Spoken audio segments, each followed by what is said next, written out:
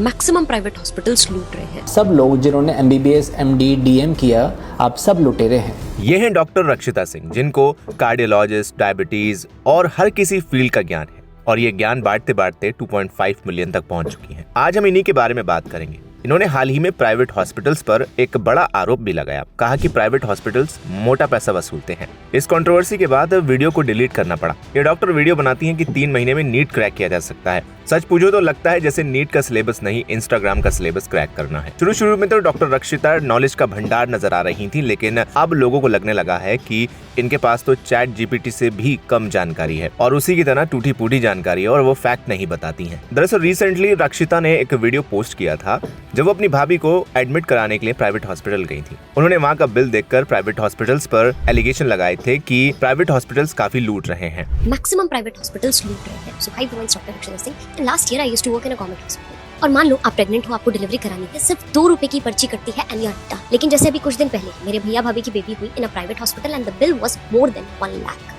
वो भी देखा जाए, लेकिन डिलीवरी से पहले जब मैं और भैया डिस्कस कर रहे थे, ही वाज वेरी क्लियर कि हमको वेजाइनल डिलीवरी ही चाहिए। एंड लास्ट तक एवरीथिंग वाज फाइन, बेबी का साइज, पोजीशन, एवरीथिंग। पर फिर रात को 4 बजे मेरे पास कॉल आता है कि रक्षु के लोग तो सी सेक्शन के लिए बोल रहे हैं। अब ऐसी इमरजेंसी पैनिक सिचुएशन क्रिएट की जाएगी तो क्या करेगा इंसान?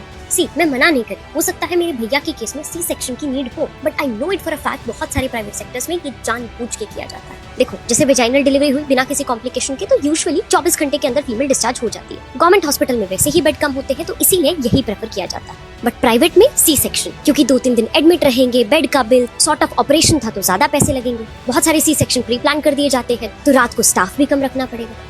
मैं मानती हूँ फैसिलिटीज बेटर दी जाती है, बट सिर्फ उस चीज का चार्ज करो। बात तो यहाँ तक पहुँच जाती है कि डॉक्टर्स को सेल्स टारगेट दिया जाता है। जिसके बाद डॉक्टर्स कम्युनिटी रक्षिता पर भड़क उठी थी।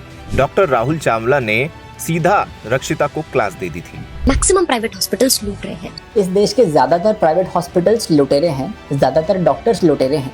मैं जिसने ऑल इंडिया टॉप किया था मेडिकल एंट्रेंस एग्जामिनेशन में, सफदरजंग से और एम्स से पढ़ाई की और अब अपनी प्रैक्टिस कर रहा हूँ, मैं एक लुटेरा हूँ। आप सब लोग जिन्होंने MBBS, MD, DM किया, आप सब लुटेरे हैं। क्यों? क्योंकि एक MBBS कंटेंट क्रिएटर जिसका सारा वक्त अस्पताल में रीलें बनाते हुए गुजरता है, जिसके 2.5 मिलियन फॉलोअर्स हैं, जो उसने बनाए हैं एक क्रेंच कंटेंट प्रोड्यूस करते हुए, जिसको पेशेंट प्राइवेसी की रत्ती भर परवाह नहीं है, उसको ऐसा लगता है कि लगभग सारे प्राइवेट हॉस्पिटल्स लुटेरे हैं। वो जो अपनी रील्स में हेल्थ सप्लीमेंट्स प्रमोट करती है और उसके 2 से 4 लाख रुपए, शायद 5 से 10 लाख रुपए भी लेती हो, जो कि करना अनएथिकल और इल्लीगल है। मेडिकल काउंसिल उसकी परमिशन ही नहीं देता है, फिर भी वो ऐसा करती है और वो ऐसा सोचती है कि लगभग सारे प्राइवेट हॉस्पिटल्स लुटेरे हैं। और ऐसा इसलिए क्योंकि उसकी भाभी, जो कि प्रेग्नेंट थी और नॉर्मल वेजाइनल डिलीवरी के लिए हॉस्पिटल में एडमिट थी, उनको डॉक्टर ने अचानक से रात में बोला कि आपको इमरजेंसी सिजेरियन सेक्शन की जरूरत पड़ेगी।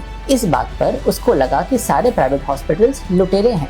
उसको ये नहीं पता कि इमरजेंसी सिजेरियन की आखिर इंडिकेशन क्या थी। उसको ये भी नहीं पता कि उसके केस में वाकई इंडिकेशन थी भी कि नहीं थी। स्टिल उसको ऐसा लगता है कि लगभग सारे प्राइवेट हॉस्पिटल्स लुटेरे होते हैं। मैं एक न्यूरोलॉजिस्ट हूँ और मुझको महीने की जितनी सैलरी मिलती है एक प्राइवेट हॉस्पिटल में, उससे ज़्यादा पैसा वो कमाती है एक वीडियो का, और वो भी उसमें हेल्थ सप्लीमेंट बेचती है जिसकी लोगों को ज़रूरत ही नहीं है। और ऐसा करना मेडिकल काउंसिल के नियम के खिलाफ है, इलीगल है और अनएथिकल है।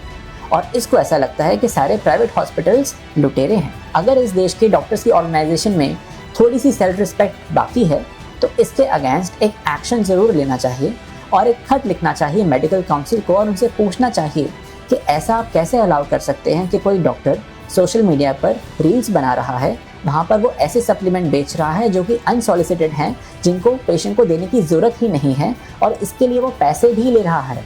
How is that possible?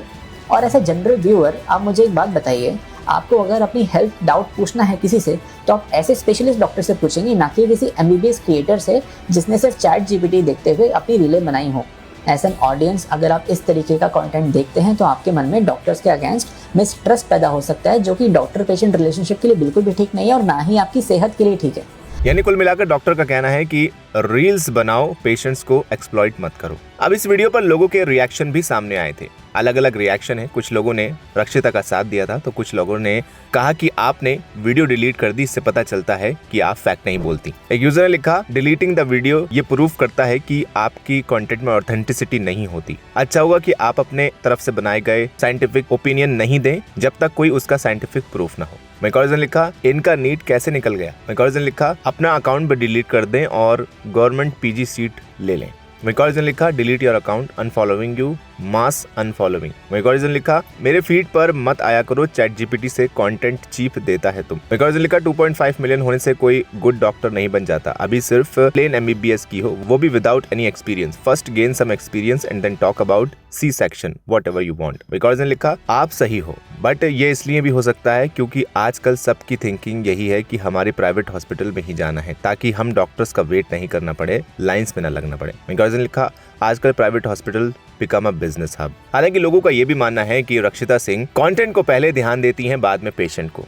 उनके लिए कंटेंट फर्स्ट है, पेशेंट सेकंड। इतना ही नहीं, वो बच्चों के एनआईसीयू में वीडियो भी बनाती हुई नजर आती हैं। इसके अलावा वो कुछ ऐसे सप्लीमेंट्स भी प्रमोट करती हुई नजर आई हैं जो कि अलाउड नहीं है। दरअसल doctor Rakshita Singh MBBS graduate हैं, सोशल मीडिया पर वो स्टार हैं और बाकी रील डॉक्टर्स की तरह भी वो अब सिर्फ रील पर ही काम कर रही हैं और एक बड़ी स्टार बन चुकी हैं। फिलहाल आप क्या कहेंगे ऐसे डॉक्टर्स के बारे में, हमें कमेंट सेक्शन में लिखकर जरूर बताएं। वीडियो को लाइक करें, शेयर करें और चैनल को सब्सक्राइब करना बिल्कुल ना भूलें।